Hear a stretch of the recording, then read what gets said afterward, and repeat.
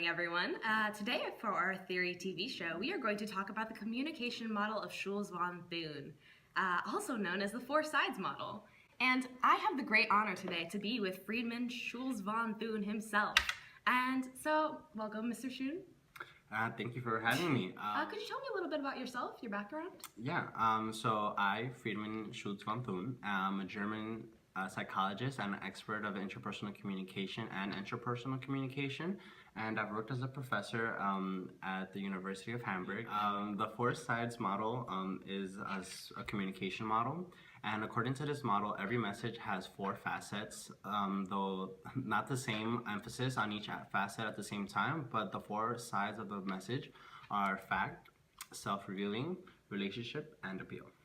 It includes the fact, which is the object or the subject of which you're speaking, and then it's self-elevation of the speaker or the situation that you find yourself in, and then it's the relationship between the speaker and the listener, so it could be like me and you, host and hostee, and then there's also the finally and the appeal for like the reason for which we are communicating, and we are, like I said before, we are constantly only hearing one of the message, but subconsciously we're hearing all four.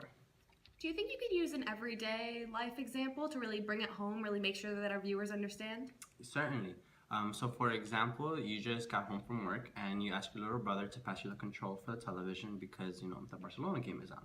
Yeah. I watched the FCB game. Yeah, and your statement has the appeal as the primary part of the square, and also the fact of that you want to control.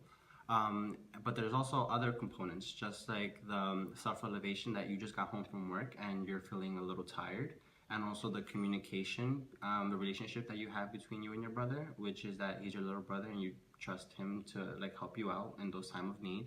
However, your brother may see it a little differently than you.